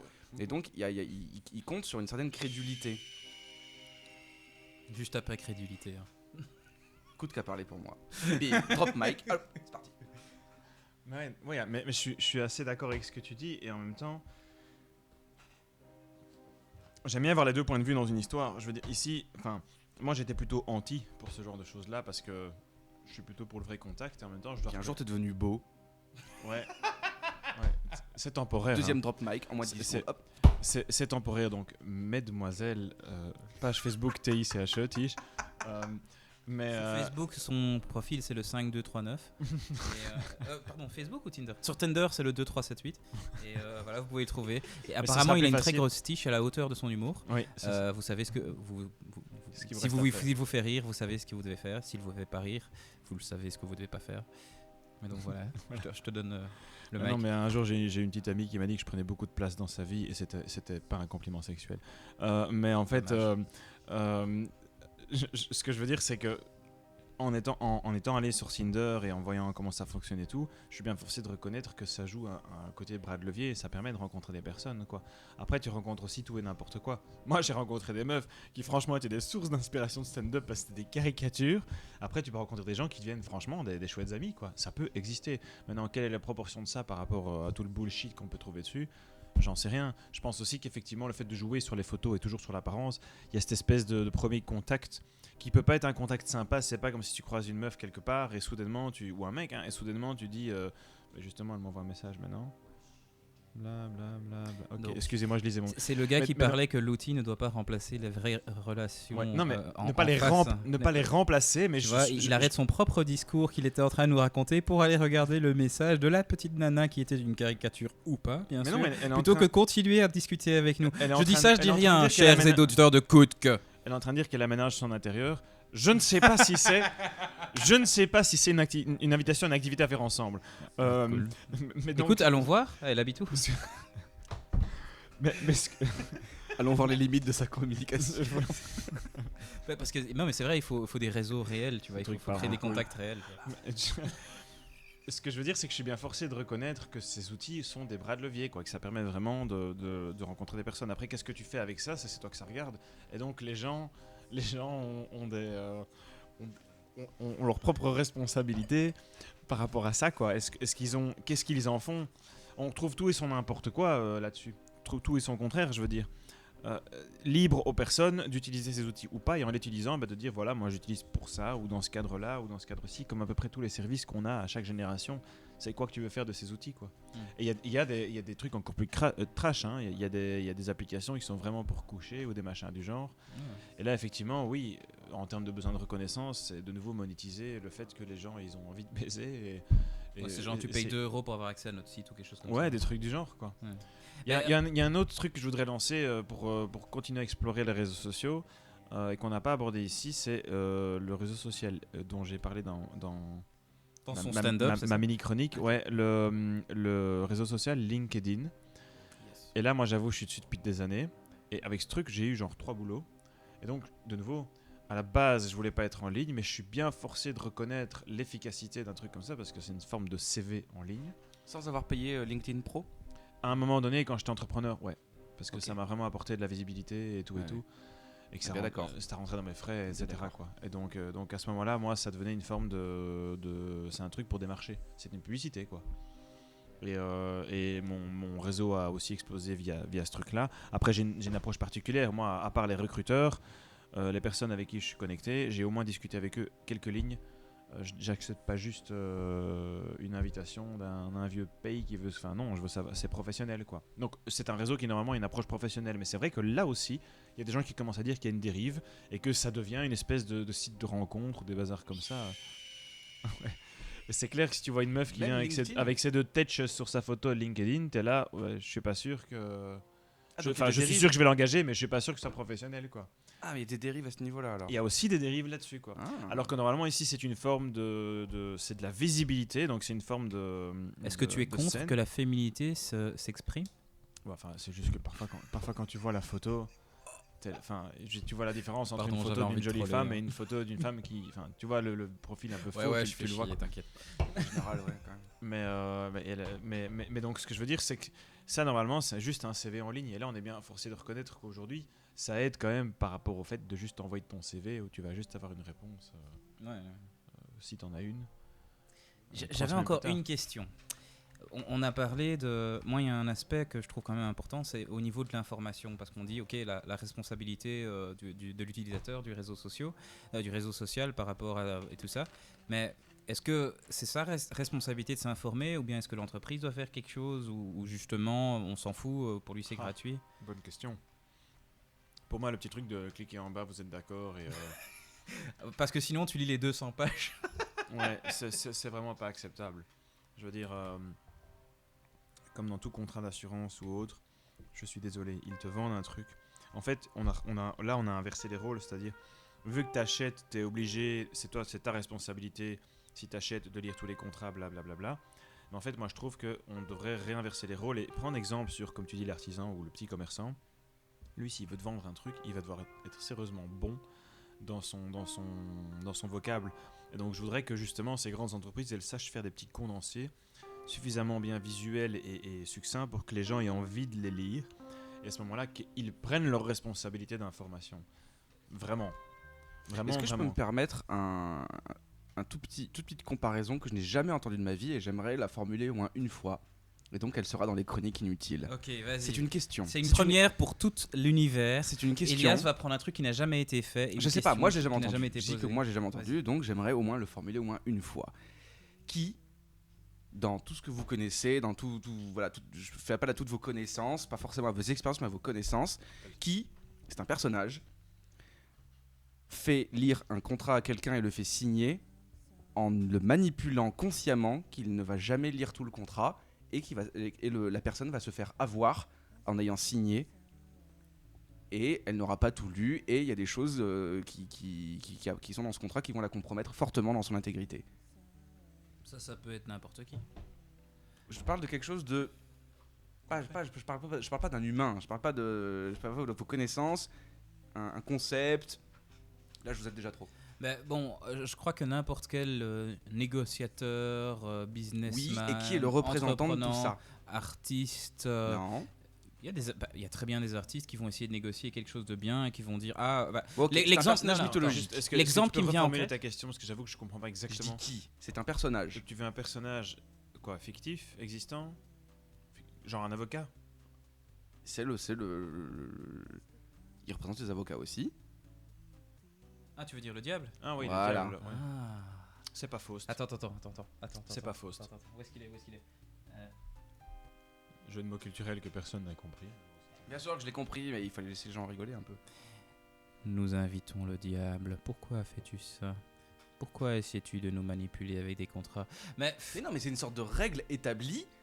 Et la seule personne qui se comporte comme ça dans nos systèmes de croyances, etc., c'est le diable qui fait ça. Il n'y a que lui qui manipule les gens, qui manipule le client à ses propres desseins et qui ne tient pas du tout à ce que le client soit bien dans son intégrité. Est-ce que tu as vu le film de Keanu Reeves, Devil's Advocate? Bah, bien sûr. Putain, Bien sûr. La scène de fin, là, Bien sûr. son discours de fin. Là. Mais c'est terrible. Juste avant de dériver, c'est quoi le message? Merci pour la métaphore. Je pense que ça parle aux gens. Et là, je remets ma casquette d'animateur puisque François manifestement ne l'apprend pas. Moi, je n'ai pas encore l'attestation d'animateur de non, Sèvres. par contre, t'as des bières en main. Mais donc, qu'est-ce que tu veux dire, Elias, en comparant, outre la métaphore, en comparant au diable? C'est quoi le message que tu veux faire passer? Ce que je veux dire, c'est qu'il faut faire extrêmement attention dans un monde où effectivement il y aura toujours des manipulateurs, il y aura toujours des gens qui voudront abuser de toi en fait, et spécialement les gens qui veulent te faire signer un contrat. Quand tu signes un contrat, il y a quelque chose de très profond en fait qui se passe entre toi et celui qui te fait signer ce contrat. C'est un deal quoi, donc chacun doit être d'accord avec ce que l'un donne à l'autre et ce que tu reçois.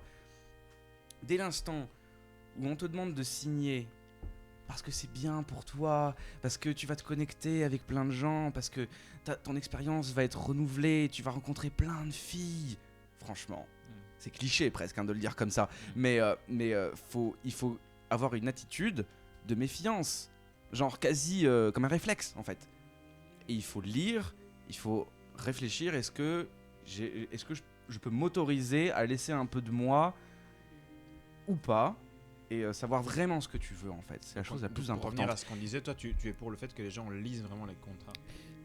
Mais pas forcément, parce que s'ils ne lisent pas les contrats et que par principe ils les refusent et qu'il y a plein de gens qui ne rentrent pas dans ce truc là parce que par principe tu me fais lire un truc qui est 10 fois trop long, qui me coûte trop d'énergie, donc c'est d'office, il y a une embrouille. Moi en ce moment c'est plutôt comme ça que je suis.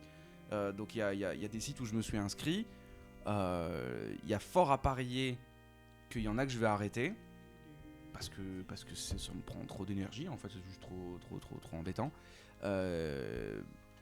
Mais le malin est suffisamment malin pour te rendre un petit peu dépendant à certaines choses, notamment, et ça tu le disais, le podcast n'a pas commencé quand on parlait de ça, mais quand on est artiste, quand on est créateur, quand on propose du contenu qu'on a envie d'envoyer le plus possible à travers la terre, et ben voilà, c'est une sorte de cadeau empoisonné en fait. C'est clair, moi c'est pour ça que je me suis lancé sur Facebook, page TICHE, page TICHE Human Show, et aussi sur YouTube, même chose, et aussi sur Instagram, fin de la pub. Mais en fait, avant ça, de nouveau, la logique était la même outre le monde artistique, dans le monde entrepreneurial, c'était la même chose. Quand j'étais sur LinkedIn, à la base, j'ai fait mon petit profil comme tout le monde, voilà, tu sors de l'UNIF, machin. Mais en fait, j'ai vraiment commencé à le faire grossir quand j'ai compris que ça m'apportait un reach que j'avais pas juste moi comme ça tout seul dans mon salon. Et donc, on en revient au fait que ce sont des bras de levier. Maintenant, c'est vrai qu'on est responsable de lire les contrats et toutes les conditions. Après, c'est volontairement confus. Et pour moi, ça, c'est une position que le législateur doit prendre. Comment se fait-il que ces entreprises qui deviennent si grosses ont comme ça toute la largesse de pouvoir te faire signer des choses qui sont complètement floues? On pourrait faire un parallèle avec la crise bancaire 2008-2009 où justement les contrats de prêt entre banques internationaux étaient aussi des trucs qui étaient des montages complètement flous et on n'y comprenait rien. il y a une position forte à prendre au niveau du législateur pour dire, ben voilà, nous on veut qu'il y ait un condensé qui soit suffisamment succinct, un peu comme si un petit commerçant te vend un truc, si le contrat fait 200 pages, tu vas jamais signer, quoi.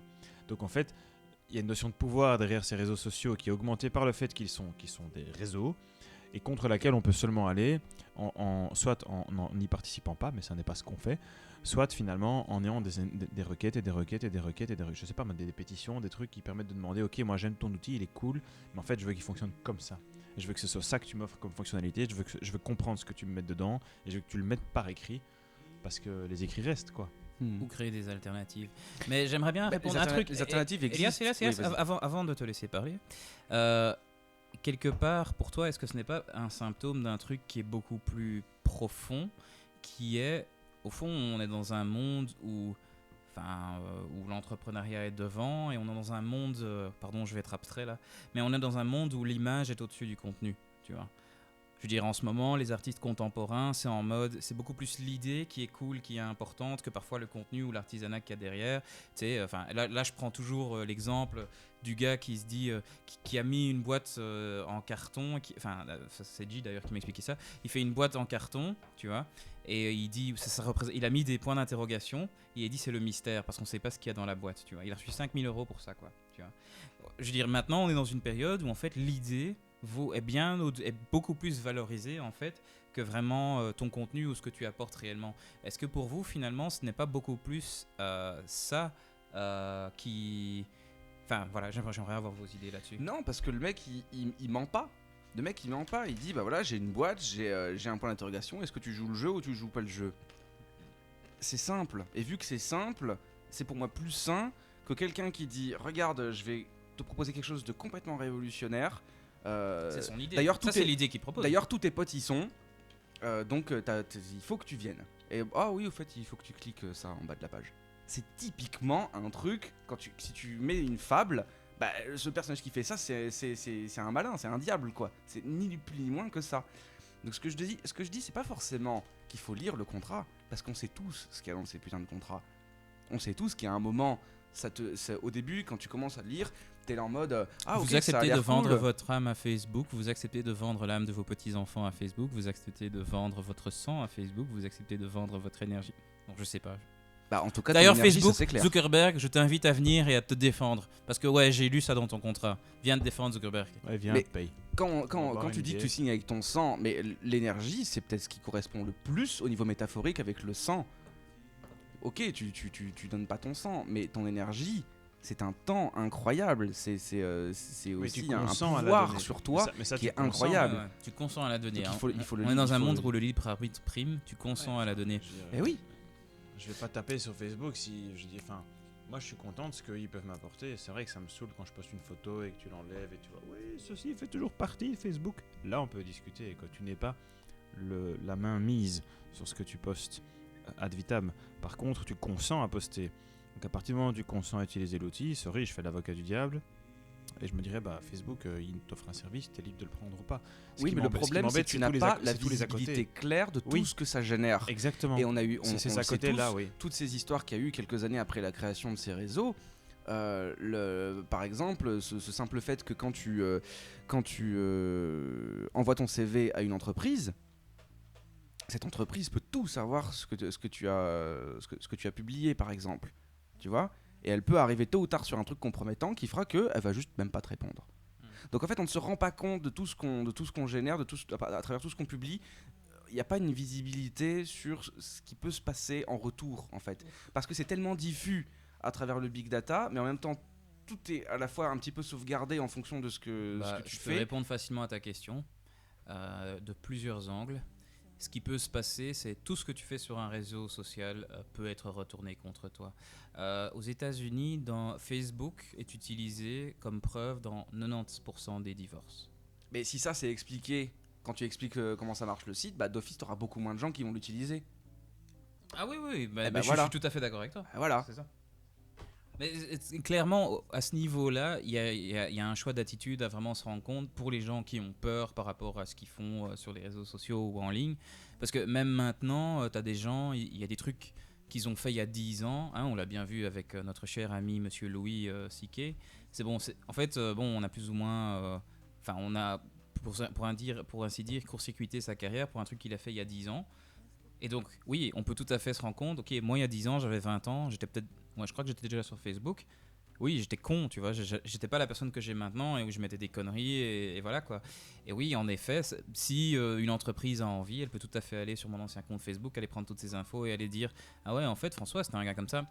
Ouais, il était peut-être un peu altermondialiste et il regardait des documentaires genre Zeitgeist, tu vois, en mode qui remettait en question toutes les attaques du 11 septembre et tout ça. Oui, c'est des trucs que j'ai postés sur mon Facebook à ce moment-là. Bah oui, tout à coup, maintenant, ouais, on peut me voir bizarrement, tu vois. Alors maintenant, j'ai un peu changé mes opinions. Mais il n'empêche que ouais, le changement, du coup, ça n'existe pas parce que dans le passé, tu as fait ça. Et donc là, au niveau humain, il y a quelque chose du est-ce que tu pardonnes vraiment la personne? Est-ce que tu te rends compte qu'elle peut changer ou non? Est-ce que tu te bases sur des trucs qui ont existé? Et oui, Facebook garde tout, traque tout, parce que c'est dans leur intérêt. Tu vois, on sait jamais que tu peux vendre cette info à n'importe qui, à n'importe quel moment, tu vois. Mais donc, il y a une forme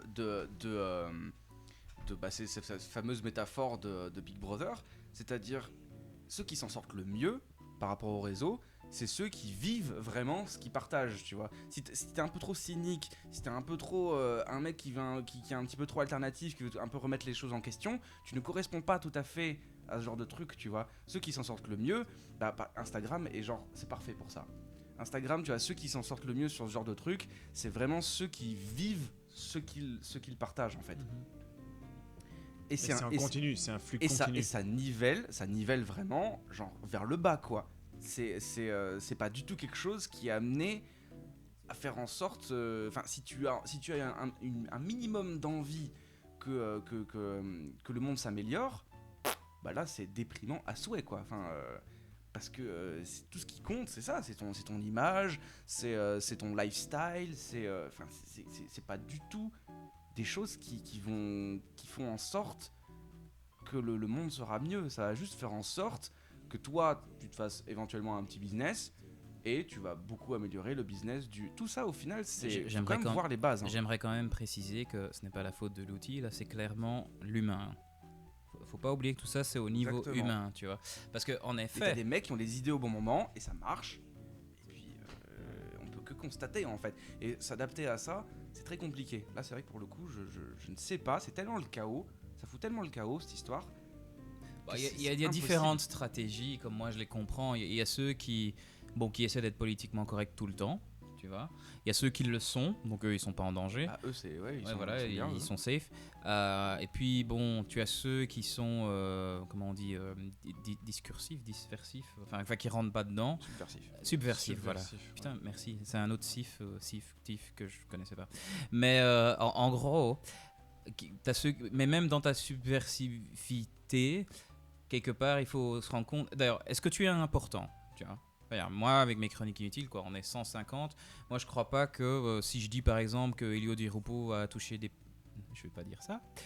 Mais si je dis. Tu vois, malgré ta petite chronique, tu le fais pas. Malgré ta petite chronique, tu le fais pas. Je le fais pas. Mais je veux dire, il y a certains trucs. Ben oui, non. Parce que quelque part, mon but n'est pas d'attaquer personne X ou personne B, tu vois. Mon but, c'est juste, ok. Et il y a un moment, si tu veux que les choses évoluent, il va falloir un peu toucher le doigt là où ça fait mal. Et le problème, c'est que ces endroits-là ne sont pas faits pour ça. Parce que tu passes pour quelqu'un qui est presque. Alors, c'est un peu bizarre ce que je veux dire.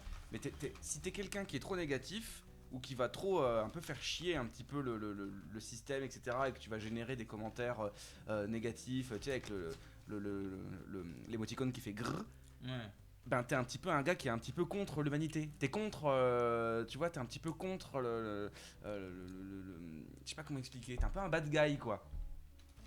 Là, c'est pas pour rien que les émotions que tu peux montrer dans un commentaire sont extrêmement limitées, quoi.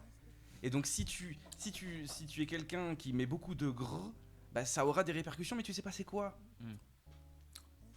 Vous connaissez... Si toi tu publies des trucs vous avez et que tu génères une majorité de grrr de mecs vénères, tu sais pas c'est quoi les répercussions. Ouais, c'est pas grave.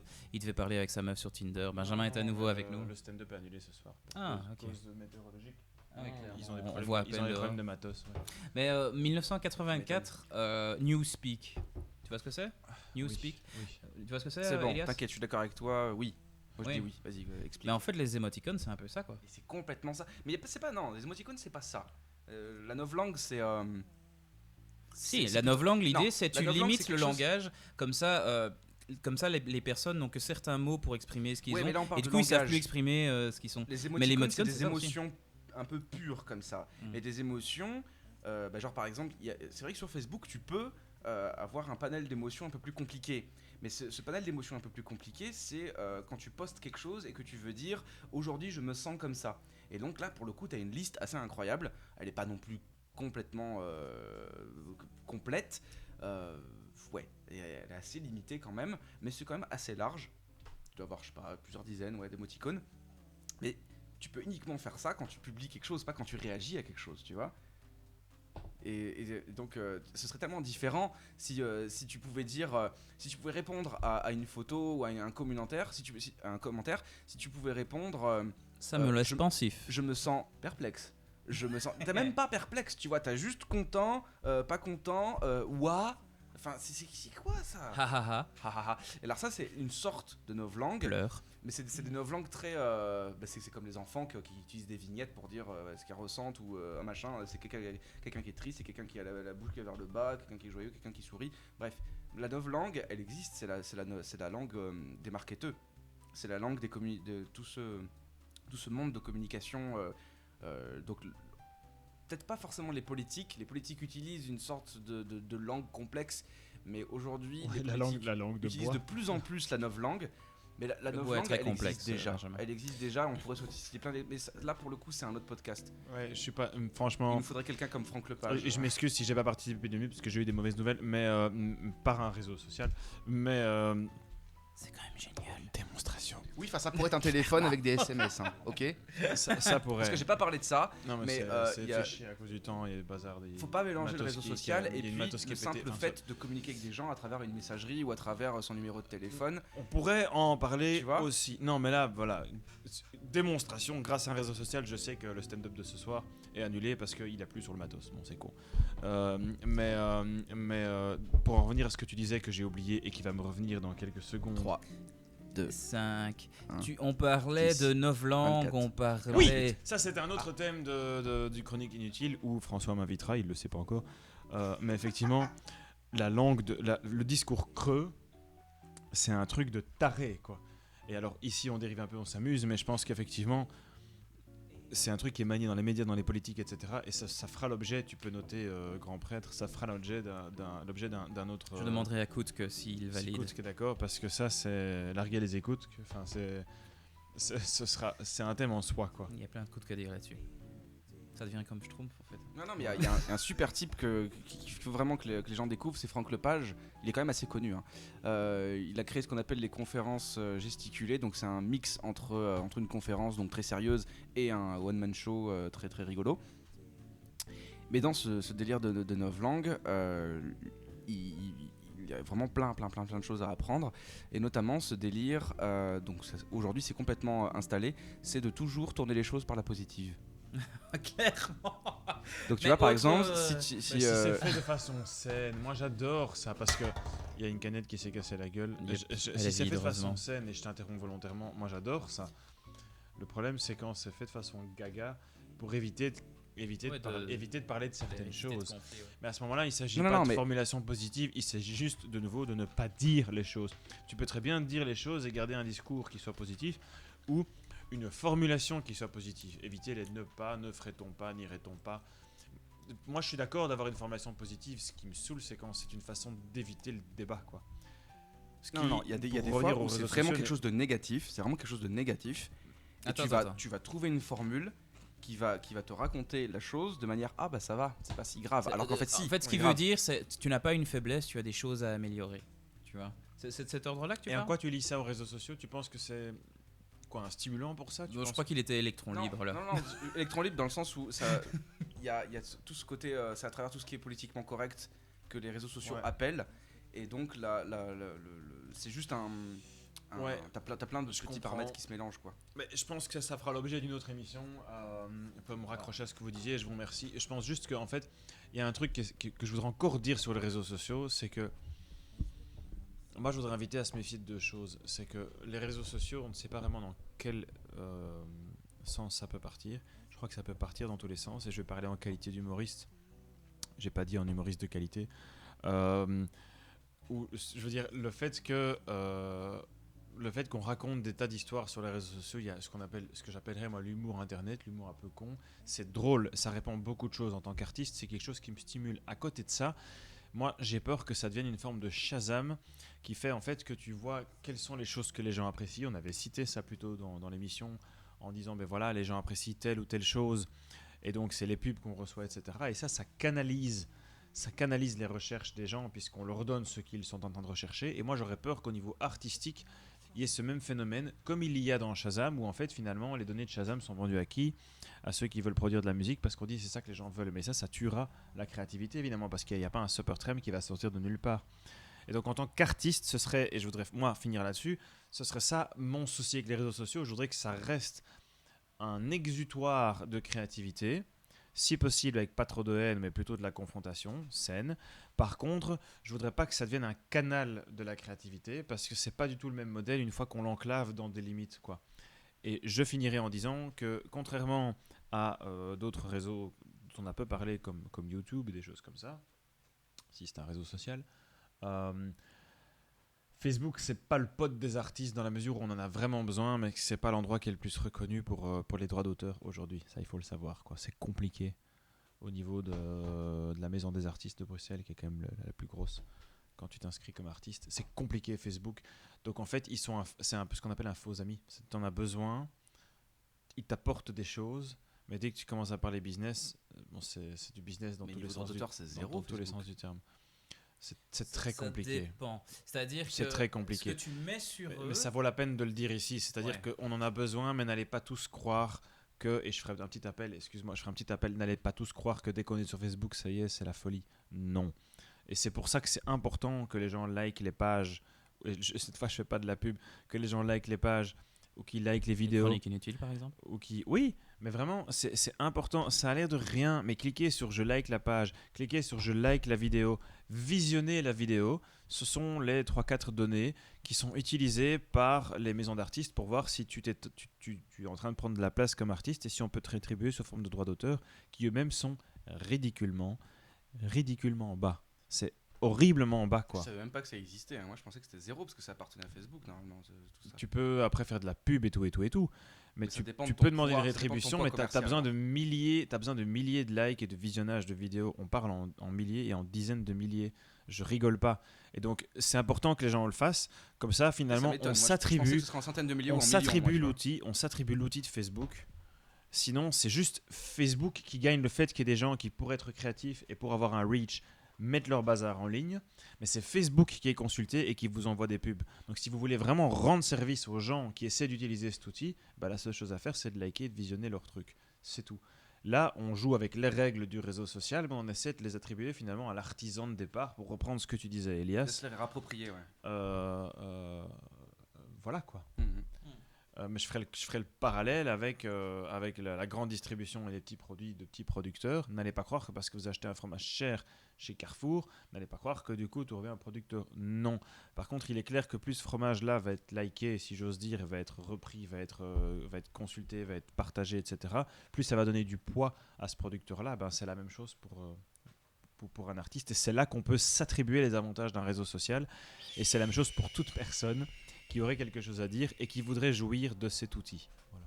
Et puis surtout, n'hésitez pas à prendre contact directement avec les artistes que vous aimez bien et par exemple leur faire des donations. On n'est pas obligé de passer par les réseaux sociaux. Ouais. Mais ça, c'est aussi un petit détail qu'il faut dire. Je veux dire, s'ils ont une page PayPal, vous payez directement par PayPal plutôt que de cliquer ou quoi que ce soit. C'est ce qui est en train de décoller depuis quelques temps, hein, tous les Patreons. Même juste rencontrer, moi je kiffe. J'ai rencontré un groupe de fans de stand-up il n'y a pas longtemps. Je kiffe quoi. Je kiffe de rencontrer des gens, c'est humain. Là, le réseau social m'a permis de le faire, mais je kiffe le fait de rencontrer ces gens parce que eux ils sont contents que tu te prennes pas la tête et toi t'es content les câlins, de le corps, des gens, le toucher, tu vois, se prendre dans les mains, se regarder dans les yeux, se mettre les mains dans les cheveux des uns des autres, se caresser un peu partout, c'est ça qui est la vérité. Sur ce, dans l'intérêt du temps d'Adrien, Je propose que François, tu fasses. Bon, allez, je finis par les nouvelles inutiles. Hein, donc ceci, c'est directement tiré. Donc, en tout cas, les titres des nouvelles, c'est directement tiré des nouvelles. Je vais pas dire quelle chaîne, mais bon, vous pourrez deviner. Donc, la première est un chien abandonné dans une voiture en plein soleil. J'ai proposé à la propriétaire de l'enfermer à sa place.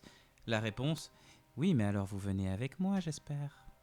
Ensuite, Thalys a cessé sa vente de tickets à cause de la vague de chaleur. Notre site internet mérite des vacances aussi. Un seul sac poubelle pour un camp scout. C'est possible, si on s'organise bien. Le secret, ne rien mettre dedans. Ecstasy, cocaïne, speed et LSD font des ravages à Tomorrowland.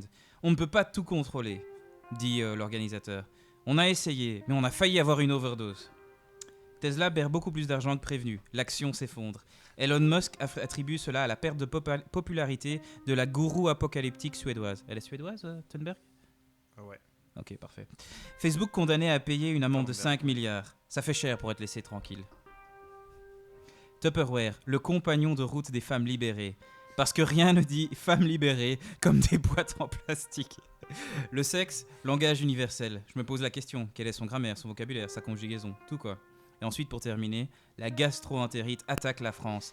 Elle menace d'explosion dans tout le pays.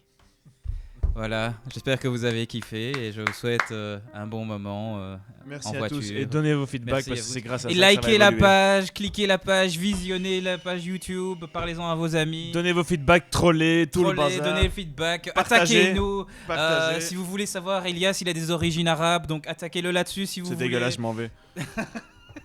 Non mais sérieux, donnez vos feedbacks parce que c'est comme ça que ça C'est s'améliore. comme ça que ça s'améliore. C'est un chouette projet. Si un jour ça s'améliore, on verra. C'est pas obligé. L'esprit critique appliqué à l'humour, appliqué au podcast. Appliqué au podcast, appliqué aux gens, appliqué au toucher, au contact humain qu'on a ou qu'on n'a pas. Touche. Avec les touches de tiche, de tâche. Qui toche. Tuche. Tèche. Sèche. On va conclure, je pense. Je sais pas, est-ce qu'on a compris? Est-ce qu'on se comprend? Est-ce qu'on se prend ou on se con? On se prend pour des cons. On se prend pour des cons. Gloire à Koutk. Gloire à Koutk. Gloire à toi, Cook. Gloire à Koutk. Il faut que j'écrive un morceau pour Koutk. Mais c'est chiant, Koutk. C'est pas beau. Mais c'est ça qui est Mais moi j'ai plein de vannes avec ça. C'est pas beau, Koutk. Larguez les écoutes.